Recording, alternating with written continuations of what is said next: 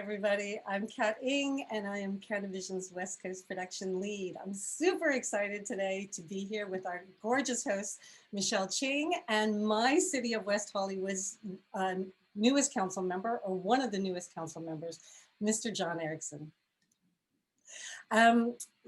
John actually had an amazing win because he announced, when did you announce, John? It was in April or May. It was April, I think I announced. Which is late to announce your run. And yeah. You also were able to beat two long-term incumbents, and both of those achievements are pretty significant for a first-time run. Yeah, so as I said, I live in West Hollywood, California. It is an amazingly liberal city. And one thing that I'd love to start with saying is that here in West Hollywood, we acknowledge adult use cannabis, which is a little bit different. And I'm gonna actually ask Michelle to talk about the significance of that. Do you wanna maybe just address why we say adult use and not other words or other terms? I'm happy to. So I think that this is something that's relatively progressive, because when you start thinking about how much language matters and then you put the filter of cannabis consumption on that, then a lot of this starts to fall into place.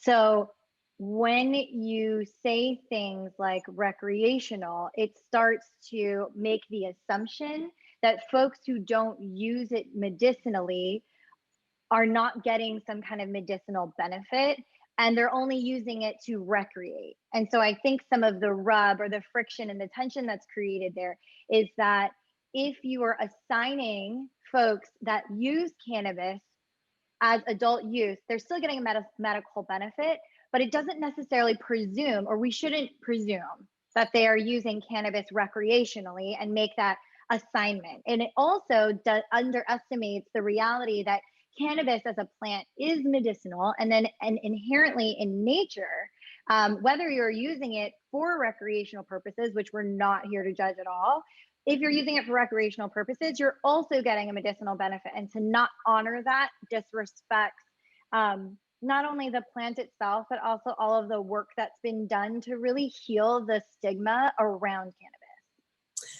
Funny enough, actually, John, you probably would be perfect to speak to the fact that language matters. So if you want to respond to that, I'd love to hear it. I mean, this is exactly something that we all talk about in our own personal activisms and our own personal lives. Language does matter. And the thing about West Hollywood is that we've always made sure that I think we've emphasized that in our public policy, as well as how we advocate for items that might not be on the mainstream of advocating for at the moment. But when it comes down to cannabis, whether medicinally or recreationally, West Hollywood really was at the lead of not only showing how both are completely fine and can be completely fine. And like West Hollywood, this is a judgment-free zone because we are a very liberal city, as Kat said. But most importantly, I think when it comes down to education and demystifying what cannabis really is to everyone else who is not like West Hollywood, you can show the added benefits of acceptance, of medical purposes, of recreation, because sometimes you got to have fun, and that's great and awesome. And ultimately, how this historically painted war on drugs, you know, all of this reefer madness, cultural, is just smoke and mirrors, literally, and trying to get away from the actual reflection of what it really is. And that is something with an added health benefit and does help our community. And historically speaking, cannabis being there for the LGBTQ community, specifically gay men, during the HIV/AIDS crisis here in Southern California, when our federal government, really symbolically, compared to today, left many people behind when a virus was ravaging members of our community. Cannabis itself is indeed an essential service, as we see in the COVID world, but during the HIV/AIDS pandemic, cannabis itself was proven to help very medicinally and medically for people who were managing pain and dealing with things that science had yet come to understand. And I think that's where West Hollywood has always led that way, and why it's good for us to continue to show that way, and how language and how we shape that matters, and how policy can be practical and also apply to everyone's everyday lives. You know, I have to say that was beautifully said from both of you. We jumped right into it. So I'm going to step back for a second and actually ask Michelle to officially introduce you and read your biography. Awesome. All right. Well, officially, welcome, Councilman Erickson. We're so honored to be able to kind of feature you today and learn from you and your experience. And so I'm going to tell our audience a little bit about your very extensive experience for being so young. So first of all, you are definitely an overachiever. Okay, so here we go. Councilmember John Erickson was elected to the West Hollywood City Council on November 3rd, 2020, which let's just like, I know Kat talked about it, but like we just need to take a pause and celebrate that, because who wins anything as a newcomer during this pandemic? I mean, that is just incredible. But when you hear the rest of what John has accomplished in his career, you will not be surprised. So Councilmember Erickson received his PhD in American Religious History from Claremont Graduate University and a dual master's degree from Claremont Graduate University. Wow. He graduated from the University of Wisconsin Oshkosh with a BA in English and Women's Studies. Councilmember Erickson first planted roots in West Hollywood in 2010 when he was selected to intern for the City Council. The internship set him on a path that connected his work for social and economic justice with his passion for public service. He went on to become council deputy to former Mayor Abby Land, and then served as city community affairs where he advanced policies and programs to increase awareness around LGBTQ rights, women's rights, the environment, and civic engagement. After leaving City Hall, Councilmember Erickson served as a legislative representative at LA International Airport, and is currently the Director of Public Affairs at Planned Parenthood, Los Angeles. Thank you to you. His advocacy work includes serving as a national board member of the National Organization for Women and president of the ACLU Southern California. He serves on the board of Women's March Los Angeles Foundation, and his current priorities include overcoming COVID through sensible health practices and economic recovery, creating more affordable housing and protecting renters' rights, reducing traffic through alternative transportation strategies, fighting climate change and making our city more sustainable, and implementing policies that make the city truly free of prejudice and welcoming to all. So with that, thank you for being here, all. So with that, thank you for being here. Thank you. I'm so sorry you had to read that whole thing. No way. I'm just like, he's a PhD in religious studies. I could have a whole separate conversation about I think you guys will be. So I want to start with something that we kind of talked about a little bit before officially starting, and that is the fact that West Hollywood has issued 40 licenses in a city of, I believe, 35,000. Mm-hmm. Yeah, that's quite a lot, right? Yeah, and we're only 1.89 square miles. Ooh, I think I said 3 square miles. No, we're only one. It's either, depending on who you talk to, it's 1.89 square miles or 1.9 square miles. We're one of the densest cities in California, as well as one of the densest cities in America.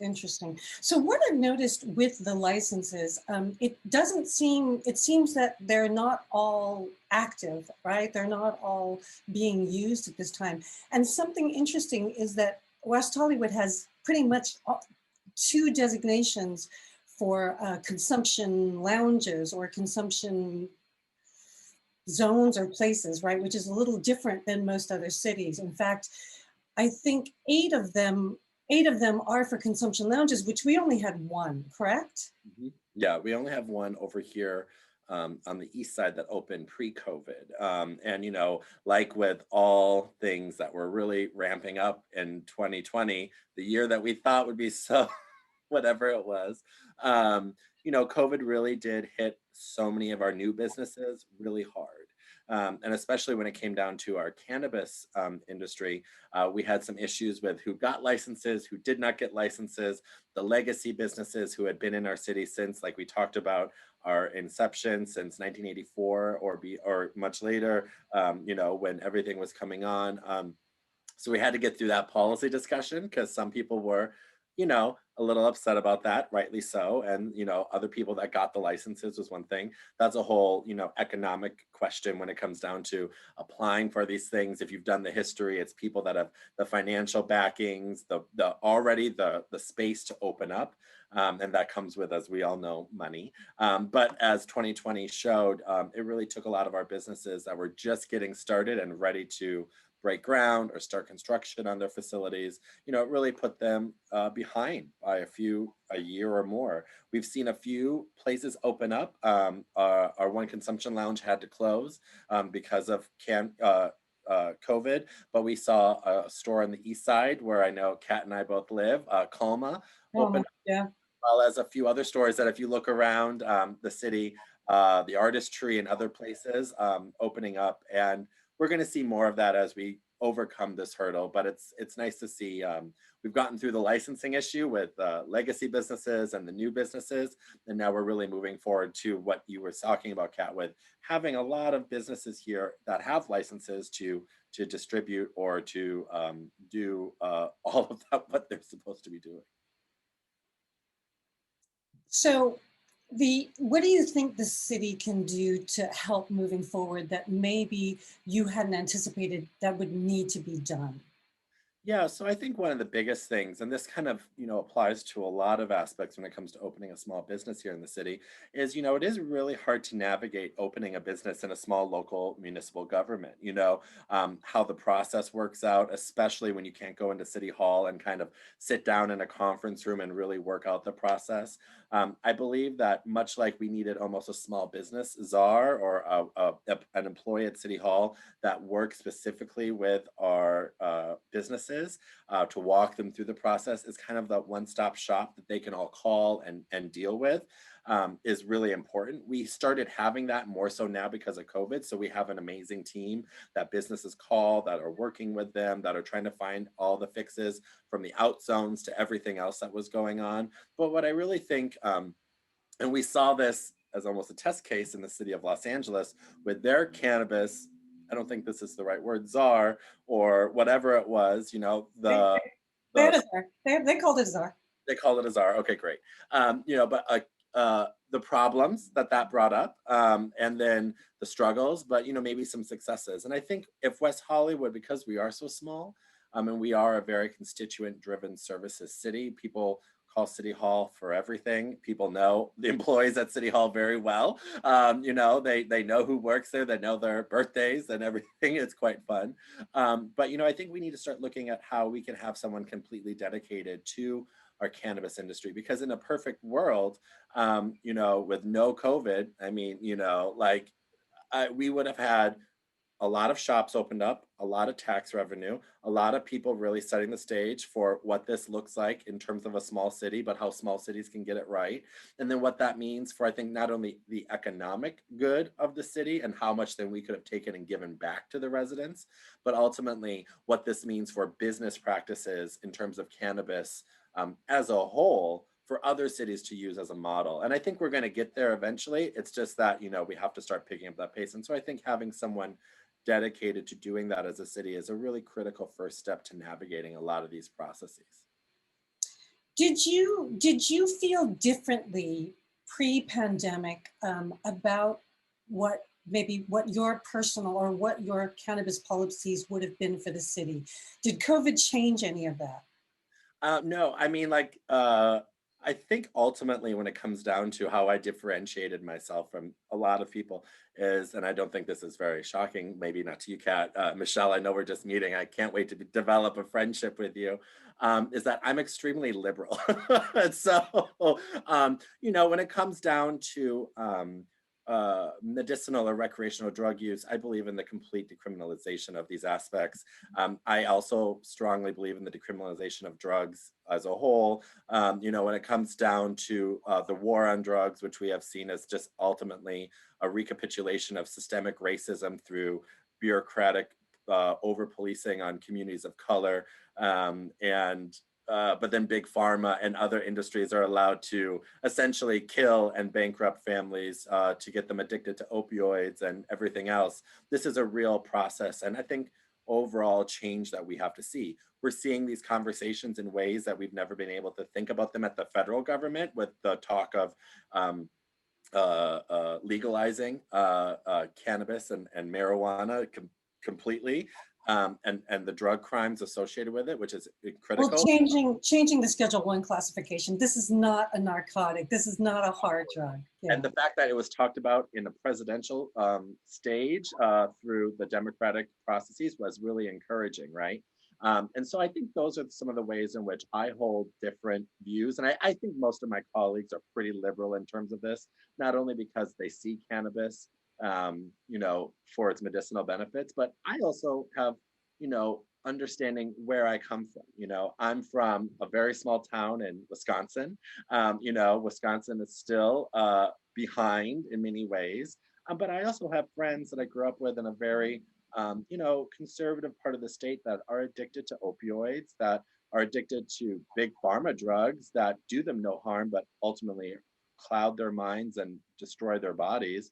And then people who have gone off to war, who have come back and the government addicts them to pills because that's all they can get when they have to, and they've tried to get cannabis for the medicinal purposes because it makes them normal again. And I have a good friend who's, and I won't say what, if their sibling, for example, you know, is a veteran and cannot completely weaned himself off of all of the narcotics and the drugs that, you know, just get pumped into people. And this is one instance, but it's a larger case study, as we all know.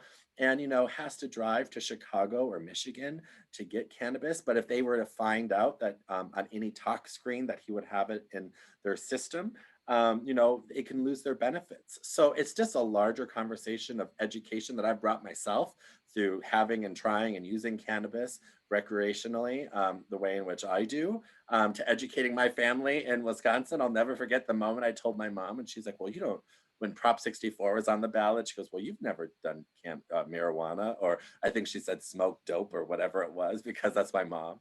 And I said, yeah, I do. And I said, and here's why. And I remember that whole car ride. It was a very long car ride, but really like explaining it to her and saying like, you don't need to be on all of these pills and all of these things. And so it really is like, and I compare everything to gay marriage or LGBTQ rights or women's rights. It's really the conversations and the personal stories that we all share to help educate people to understand how we can live fuller and healthier lives. And sorry, I went on a little bit of a soapbox there, but. No, actually, I was going to say, I know, Michelle, some of the work that you're doing, I don't know if I can say company name, so I'm not going to, but does involve work with veterans, yes? Yeah, no, absolutely. And I think it's not necessarily isolating just veterans as sort of a, you know, patient classification, but certainly just folks who struggle with things like PTSD, and helping to provide additional education around that community, around folks who serve that community, the folks who are in that community. And I think, you know, John, you nailed it. I think it's a lot about education and just healing from the misinformation that occurred during the war on drugs. So it sounds like you're so above and beyond and far ahead of that path, and how not only you're communicating with your family, but also, of course, your policymaking. So that's super interesting for sure. Yeah, Right, and so also it's so healthy for so many people. I mean, I call all my friends back in Wisconsin, because here in California, we're like, oh, you know, it's a very different mindset, right? But I call people in these other states to really talk to them and understand, you know, all of these really complex policies. And, you know, and if Republicans really care about money, which we all know that they do, and the ways in which they can create a better taxation center for their city to help provide X, Y, and Z, well, you know, decriminalizing and declassifying these things as Schedule I drugs and all the ways in which it does help your local economies is the first way to get to that. So like, this is good for business. And if Republicans care about business, or anybody, because it's a nonpartisan issue, in my opinion, you know, these are ways in which you can move your communities forward financially and economically. Well, I mean, I think COVID is really going to progress this all, because people who wouldn't have maybe been pro-cannabis legalization in their states will certainly be now. I mean, you know, I don't know if you know how much it's generated or how much it's generated in taxes last year, or do you know? I don't know the number off the top of my head. I'm happy to look into it. Sadly, because, we would want to have more stores open, I'm sure the numbers are lower than projected because the licenses and everything else that was supposed to open didn't occur. So when you look in West Hollywood, and Kat, you're going to have to help me here. We have Calma, we have MedMen, we have the legacy businesses, Zen Healing. Yeah, Compassionate caregivers. I believe there's only 6 in West Hollywood that are open. yeah. And so when you think about the numbers that were supposed to open and that will be opening later this next year, because it's almost 2021, I think we're going to start seeing that revenue come up. And ultimately, COVID hit pause on so many small businesses and businesses in general that were stopping. And I think that when it comes down to the overall way in which West Hollywood's going to be approaching this issue, we need to provide as much support to our local business community to open, to navigate, all of which they're going to have to navigate on a probably tighter budgets than they expected if they were opening up in a normal time. Do you know, with the consumption lounges, what I think, especially because the culture has changed, right? What does it mean going forward? Like, how do we help them going forward? Because the nature in which this business was set up is just totally different now, right? Yeah, so I mean, consumption lounges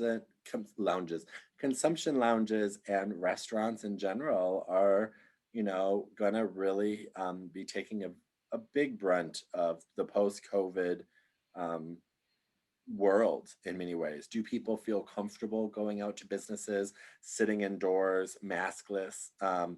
Here in California, we've had a really strict lockdown. Define that however you want to, in terms of people not wearing or wearing masks. That's a whole issue. That's another issue compared to this. And people not staying home. I know that. I'm on the streets. They're all over the place. Not staying home. And ultimately, what I think we're going to see is a lot of people wanting to get back out. So, okay, get back out, get vaccinated, do what you got to do, support your local community. I want like a sticker. So I've been vaccinated. I'm good. Like I've got my shots. It's like with my dog who's snoring next to me, like she's got her tags, right? And understanding that we've all been, vaccinated.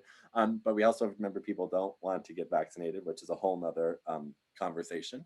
But ultimately, I think when it comes down to consumption lounges, we have a statewide policy fix that we have to look at, because there's the whole issue going on at the state that derailed a lot of stuff previously with being able to sell things or take things to go, and all of the issues there that we're going to have to look at as a whole. But ultimately, this whole indoor outdoor experience, because the consumption lounges were supposed to be indoor to allow for the smell or whatever it is to happen outdoor, not to occur, to really have to be rethought out. And look, I'm the first person that will go get the vaccine. Give it to me right now. I'll do it. I'll go to your business. I'll matriculate it.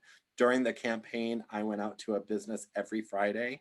I would shop small. I would go talk to restaurant owners. I would go talk to businesses and ask them how things are going.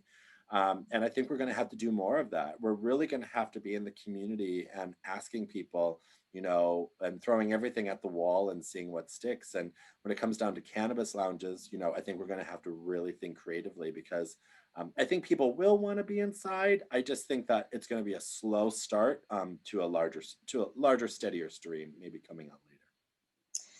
And Michelle, I know that you had had some involvement with some of the businesses that didn't open, and it seemed that one of the debates is always like small players versus big players, but we know of a scenario that a business wasn't able to open and the rent was astronomical, right? So who else can afford that other than, massive money bags, right? So what do you think is the responsibility of the city to encourage or help smaller players?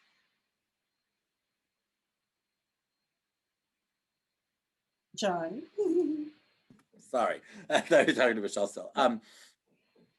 So rent is an issue that we are all grappling with when it comes down to residential rents, and commercial properties. Ultimately, I think we're really seeing a rechanging of our entire business model when it comes down to commercial real estate.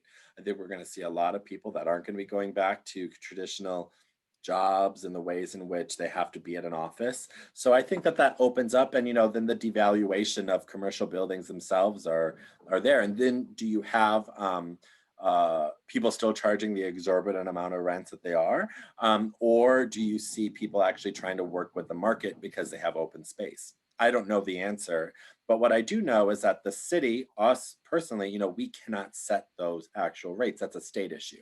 So if we're actually looking at issues when it comes to rental affordability for not only renters and people who live in our cities, but ultimately our commercial industry, that is a statewide fix, and that is something that we're going to have to look at in terms of canceling and or looking at rechanging policies at the state that, give more control to local cities to classify rents individually.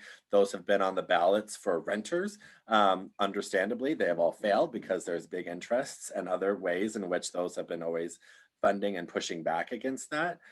Even when props make huge sacrifices for certain things that have always kind of been the traditional automatic no, we still see these things defeated. And so I think what we have to do as a city is use our power. And I think West Hollywood has this ability, very uniquely, unlike other places, to really show how you can test things out and get them right, And I think that's because we are so small. We are the best test case city in the world, in my opinion. And I have to argue and say that, if anyone would say no, I worked at City Hall for 6 years, and we got issues in terms of, pushes for policy, but policy implementation through educational events or programming. So there were things like the Cannabis Education Forum that I helped put on and organize as a city staffer with the community members that were in charge in doing it, and then involved in it when I had no longer worked at the city, because you helped educate people on why Prop 64, because it was going on 2 years prior, was so important, right? And so you have everyone come here because it's West Hollywood. People want to come here. They want to talk about these things. It's sexy to be in West Hollywood. And so they want to really take part in this change.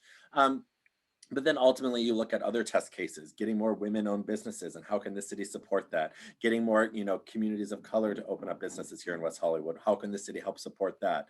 And work with our Chamber of Commerce or other entities to really push these initiatives forward. And I think that when it comes down to the city and cannabis, we have statewide fixes that we're going to have to do, but locally, I think we have the power to really, think outside of the box, and we're going to have to.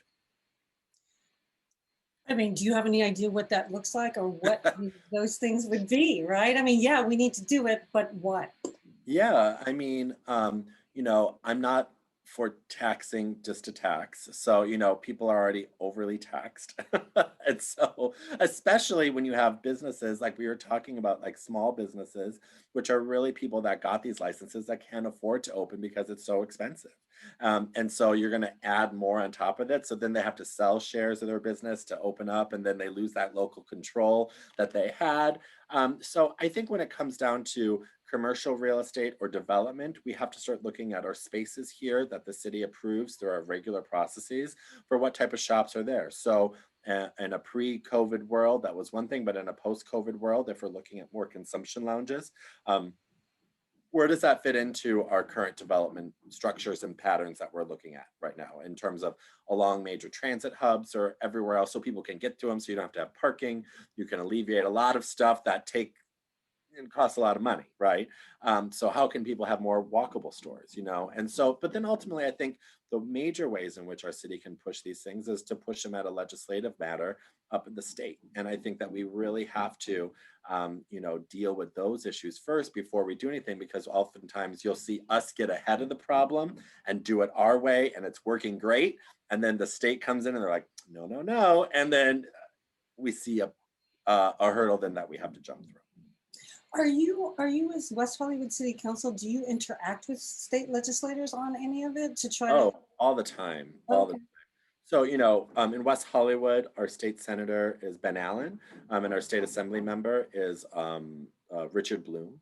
And so, Richard Bloom was authoring a bill, several years ago about the consumption lounges, and it did not move forward. But, you know, ultimately our role as a city, we have a lobbyist up in Sacramento that deals with priorities for the city. We put together a legislative priority fact sheet. It's on our website about what we are prioritizing. So in terms of housing, healthcare, public safety, cannabis, small business, those are all things the public can go look at and see. But ultimately, as state laws get introduced, we take either positions on them for or against, and that's really powerful. And specifically, because we're a part of the West Side Cities Council of Governments, essentially, which is Beverly Hills, Santa Monica, Culver City, and West Hollywood, you think about those cities, those are some very powerful cities, right? And so ultimately, West Hollywood is you know, the key to the West Side, because people all come through us to get to these places.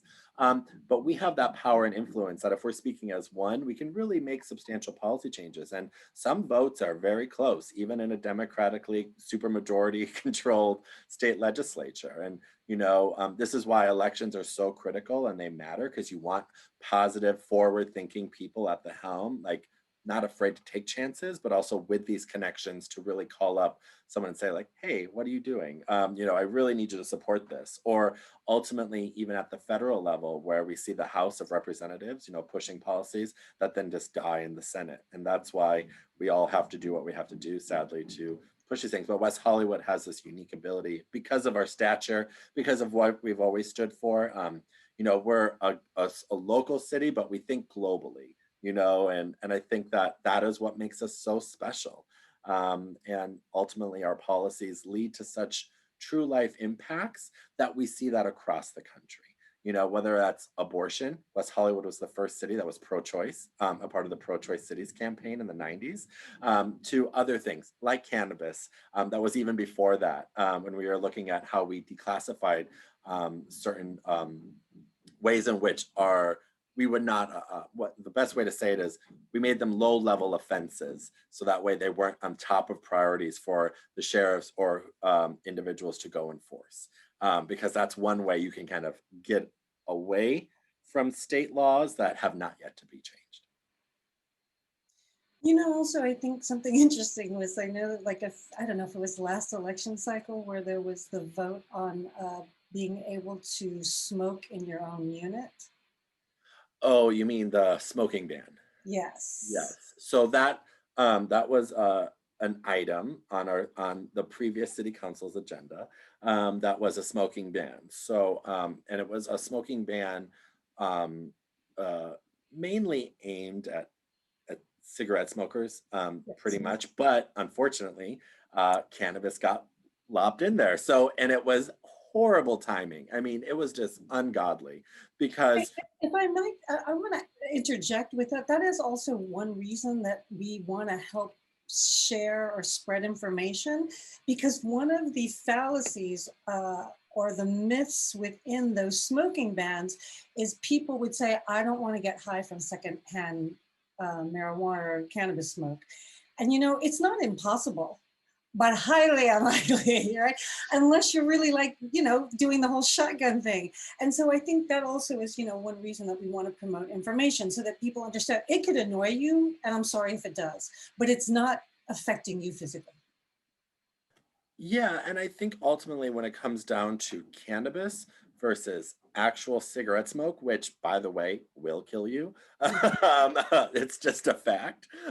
You know, there was a big difference, and it was unfortunate because we had just, like I mentioned earlier, gone through this whole process where the people that originally applied for licenses that may have been legacy businesses didn't get them. We had finally fixed that issue, so people were kind of moving on. And then we have this smoking ban. So they're all activated again. And you're like, Lord, because cannabis was lopped in there as part of the code. So then obviously we removed that, but we're still dealing with the issue of cigarette smoke, which was then ruled on. And so smoking in open areas, all that stuff is not allowed. But now we have things coming up even next year on our agenda for flavored tobacco, which by itself is even more toxic than regular tobacco and leads to even worse health issues. And so these are things that West Hollywood does think ahead on, like not smoking in bars, which was a thing done ages ago in West Hollywood that I personally support. You know, and in terms of smoking, I'm not here to tell people what to do in their own homes. I don't believe that personally. I mean, I purposely chose a smoke-free building because I myself have really bad asthma. I was born with it. And so I don't live amongst smokers, and even secondhand smoke can be deadly. But that wasn't cannabis to me. It's very different. So I see the differences. But ultimately, when it comes down to, I think, protecting the lives of our public, um, smoking tobacco in these open spaces does lead to detrimental health effects. Smoking in bars is something that, I mean, you know, is just something you see on television when you're watching old school movies now, but also smoking in public places like public parks. You know, the amount of litter, if you actually do the research to look at cigarette butts that go into the oceans and everywhere else, is just actually a harmful toxic chemical that, you know, does combat and add to climate change and all the ways in which it's a, you know, it is what it is. I don't want to, you know, make people that smoke feel bad because, but you know, there are ways in which we classify different policies, you know, to, you know, smoke in some places and not in others. And you know, my right to breathe, you know, is not yours to judge if you light up a cigarette or not. You know, cannabis itself is medicinal, like you were saying, Catherine, Kat, that like, you know, if you smell the cannabis, like to get high, unless like I'm right next to you, like it's, let's be real. So, John, honestly, I feel like you've given us so much to think about. And one of the things that I heard as a common theme that you shared today is that you can achieve policy change through education. So, what I would love to learn more about, because we were just talking about the health of the community, is how are you thinking through, or is this a state issue? So, I guess maybe let me take a step back here. The way I want to ask this question is first addressing the things and just my own ignorance of not knowing what is a West Hollywood City Council issue versus what is a state level issue. So, you might have to course correct some of this question. That's going to be like some of those differences are probably going to be built into this question here. But when you're thinking about some of the projects you've initiated in the past where you've done more community level education to create more policy change, when it comes to cannabis, is that still providing community level education to create certain policy reform? Is that still on the agenda? And if it is or isn't, how does one go about getting something like that done? And maybe let me qualify that just so that you know what I'm referencing in my mind, because it seems like a random question. I was on a call the other day and I had heard that the city of Denver held some like executive roundtable where a bunch of policy decision makers and also physicians and bud tenders and patients and just adult use customers all came into one roundtable experience. Obviously, if we did that now, that would be virtual, but you brought together a whole bunch of folks and did some you know, education. There was some live speaking events. There was, you know, some Q&A panel, and obviously that was put on. And I don't know if it was put on by the city of Denver. Anyway, that's basically my question: is like, how are you thinking about providing community level education to heal these three groups? And this is like I wrote this down, so that's what I'm pointing to. Small business leaders or small business owners in cannabis, patients, and then for medical use, and then of course the adult use customer. I think education is a common through line that can really celebrate all of these three groups. And I'm just curious if that's like part of something you're working towards. Yeah, I mean, these, you can never have too much education, as my background has shown you, you know, and you can never stop. But ultimately, I think when it comes down to each three of those categories, then there's even subcategories, right? Within the small businesses, you have the workers who work in these shops who are deemed essential employees and who oftentimes, as we saw here in West Hollywood, are union members.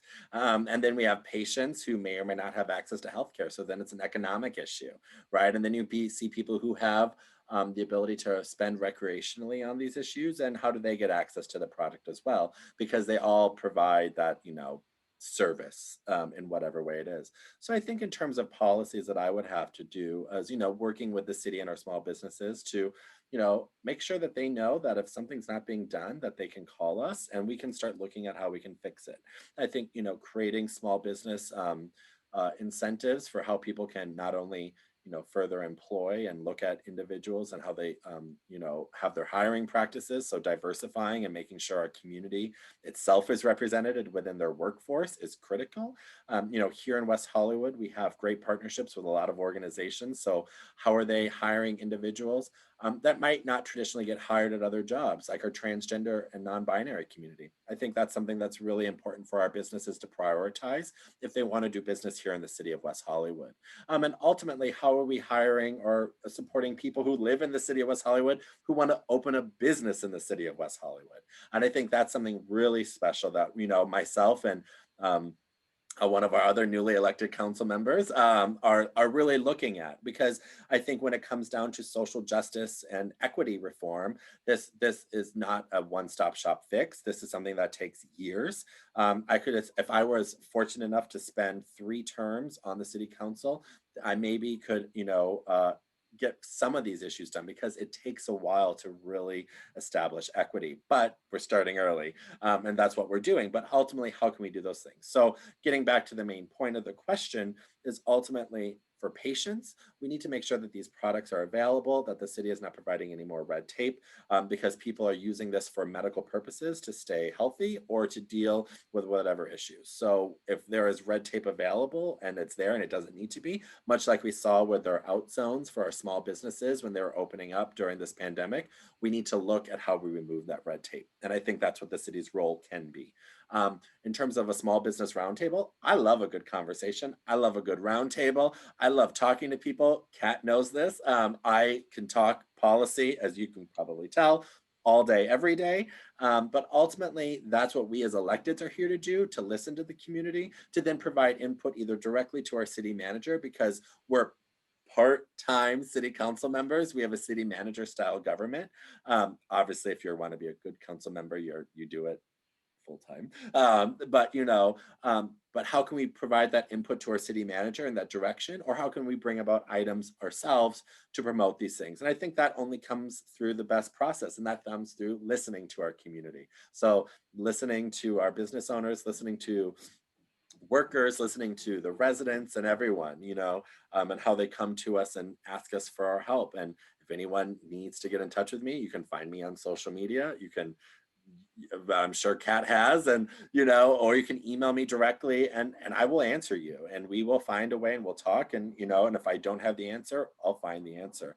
But then ultimately, I think when it comes down to the recreational purposes, and this is what we're really seeing, I think, the drive for, because of course medicinal, of course small business, but the recreational part, both in the city of Los Angeles or across the country, but here in West Hollywood, we see the need and the demand for these issues now more so than ever. If you've looked at a lot of the consumer reports, you see that more people are drinking alcohol in 2020 than ever before.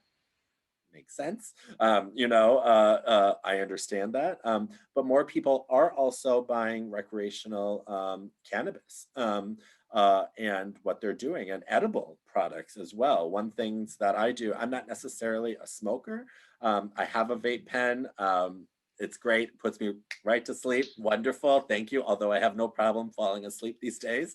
But I mostly do edible, or the drinks, because it's just a way in which it's a lot more easier for me, because I have asthma. It doesn't, do much for my lungs. And so, although it doesn't really have a negative impact either way, but I'm more of that. But we see the need and the drive for those things. And so how can we as a city make sure a product in a mass consumeristic market are available for the public to use? And that leads to taxation, that leads to revenue for the city, and that leads us to reinvest that money into our city services and the other services that we need to do more. It's all a part of this cog, right? This big wheel. And when one thing gets stopped, we see the whole system stop. And that's where ultimately we have to approach this individually, but ultimately make sure that wheel keeps rolling. I love that. I love everything that you just said, and I took so many notes. I think some of the things that really stood out to me is, one, perhaps we should activate the Canivision community to help support an executive roundtable to support your small business initiative, and just the ability to really create that and pull that together. And I'm just going to speak for us here and go out on a limb that we would love to collaborate with you and deliver something of that nature to you if you I'm thought happy it to to be do helpful. I love stuff like that. And of course, we would bring in physician oversight, because one thing that we haven't really talked about, we talk about patients as this category and access to their medicine. And I think that is, of course, the top priority. But the other thing that's so interesting, you talked about how different consumption methods, edibles and drinks being more accessible, right? It's a different consumption style. And I think delivery methods and understanding delivery methods are super important for every customer. But that really starts, right, with the bud tender or the retail dispensary, right? And being informed of like, well, here's what the different experiences are. Because one of the biggest complaints, I was just looking at a report from Nielsen, they did some like future of the buzz or something, some Nielsen report, but that there's actually a 50% user retention for CBD specifically. And if you think about that, 50% is not necessarily, it means the other 50% leave CBD because they don't understand what it's supposed to do for them. And in this case, I know we've been talking a lot about adult use and a higher percentage rate THC. This is my long way of saying, I really think something that protects customer outcomes, health outcomes, and experiential outcomes could be super cool to really pioneer and let West Hollywood do what it does. Friends, I'm like, wait, what is this one again? I don't know. I always go with someone. I need to go with you to a store because I'll be like, okay, so this, or Michelle will all go socially distance at a store or whatever, because I'm just like, I usually, but that's the best. I think that is such the unique process too. And I'm sorry, I didn't mean to interrupt you, is that the consumer experience in these stores mimics much like we have seen with the Apple stores, but each store is truly unique with the one-on-one individual attention that they give to the consumer, because they know they may be getting them for the first time. They may be a seasoned cannabis or customer, or they are trying to now in this new world navigate other things. But that one-on-one experience not only educates people, but then that person goes back because then they'll talk to their friend Susie, and Susie will be like, well, I have a bad back. You're like, oh, I got a bad back. Let's go over, like all of these things happen, right? And so that one-on-one experience is so different than other businesses, because you walk into a shoe store, like people are kind of like, let me know if you need some help. You walk into all these other stores and they're like hands off, especially now. But when you still walk into a cannabis store, that one-on-one attention is still given, even in times when we're not even allowed to touch each other, right? And so there's this whole connection issue that I think is the reason why it can be and is so successful. I was going to say, actually, I think it goes beyond that, because seasoned, and I go in and I rely on questions and answers. I mean, what information they're able to give me. And you mentioned that that the dispensary workers here are unionized, right? They're in, but that seems only to handle labor issues, right? It doesn't speak to any sort of educational things, which is something that Michelle is working on. I don't know if you can talk about that, Michelle, but having servers be more knowledgeable. Yeah, and I think that, Kat's nailing it. John, I'm just going to chime in on this. And I don't know if I had mentioned this earlier in the interview, if it was off camera, but one of the biggest surprises for the Consumption Cafe in West Hollywood was pass outs. And it's not like there's no protocol for that, right? If you go to a bar or a nightclub and you have folks get in a fight, or if somebody is too drunk, right? There's a whole training and certification and a whole protocol, security and safety, health protocol that the security team knows about, the bartending staff knows about, right? Like restaurants and bars have been around for years, so they know how to deal with certain customer experiences, not so much on the Cannabis Consumption Cafe side. And I think that's what Kat's talking about a little bit here, but I would love to, like we've talked about, like the need to partner with, I guess, like the city or the state, or maybe you'll tell me who needs to really help enforce this, but empower these venues to provide more education, help them co-design protocols to really establish that precedent, not just here in West Hollywood, but statewide, nationwide. I think West Hollywood has an opportunity to continue to pioneer in that way. And I'm happy to do stuff like that. And I think ultimately, and this is where we can look at how we educate those workers in these within these shops or lounges, because ultimately, if they don't know, they react in whatever way they react. And I'm not all for calling the sheriffs or the police on this, because then I think this recapitulates this, like, oh, of course the pot shop has police out in front of it, right? But ultimately, if things can be diffused through trainings and other ways. I think that's really important, especially in this world of, serious criminal justice reform and what we look at in terms of that, right? But I think that's something that we see, and I think it is a missing piece here that we can help champion. And reach out to me and let's figure out a way in which we can do it by introducing or getting together all of our stores and their workers or their lead reps to talk about education, de-escalation, what to do in certain instances. Because if they already don't have that training, let's provide a free training to people to make sure that they know what to do when something occurs. Because as you said, if there's a fight, there's usually a bouncer and the situation's diffused. Someone passes out, you have to be able to address. We don't know what could be happening. All of these other things that occur, that can lead to certain instances. We want to make sure that, especially within a consumption lounge space, when they're open, that people know how to react. Because if I know people, like the way I think I know people, is people are probably going to overindulge a little bit more and maybe not take it as easy because they've had, a year of pent up energy to get out there. I think that's like a lovely sort of call to action, and maybe where we can kind of put a quick little end cap here on our interview here today is like, guys, if I've learned anything from John, it's if you have an issue and you live in West Hollywood, give him a call, shoot him an email. He will respond. He's there to really collaborate with you. He also, I feel like a great call to action we learned here today is the opportunity to create small business incentives for a lot of different priorities, but definitely things like diversity and hiring practices, which John is such a special invitation that I feel like I've not heard often from policy officials or anything like that. It's something we talk about in the community often, especially in cannabis. But I'm so honored that you kind of listed that as a top priority for you and your work. And then the last question, just to bring us home, that I figured I would just throw out there, even though we touched on it, because you said that you have a vape pen and then you've been getting into edibles and drinks a little bit. But maybe if you don't mind sharing with us, what is your personal relationship with cannabis? What do you prefer? What do you use? How do you like it? Or, anything personal use related?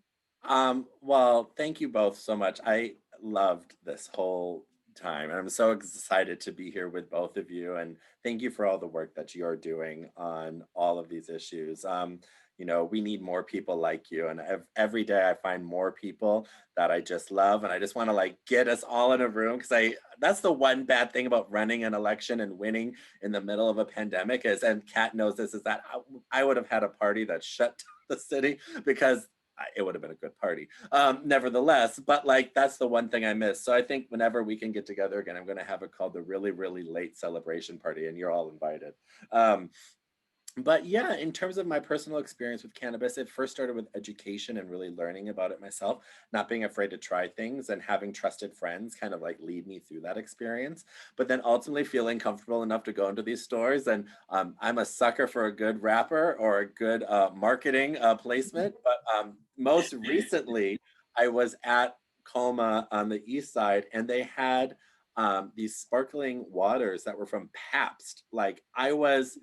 I think I mentioned this. I'm from Wisconsin, and Pabst is from Wisconsin. I was like, "What? Pabst is in the industry now? What the hell?" And so I had to buy them. I mean, it's just I had to. And it was right before Christmas, and so I tried them, and they're fabulous. I mean, they're light. They're it's mostly all it is CBD, and how that it's just a wonderful experience and feel. So my personal experience is mostly drinking. I don't mind the gummies here or there that are uppers or downers or whatever we call them. See, I still have more education to do.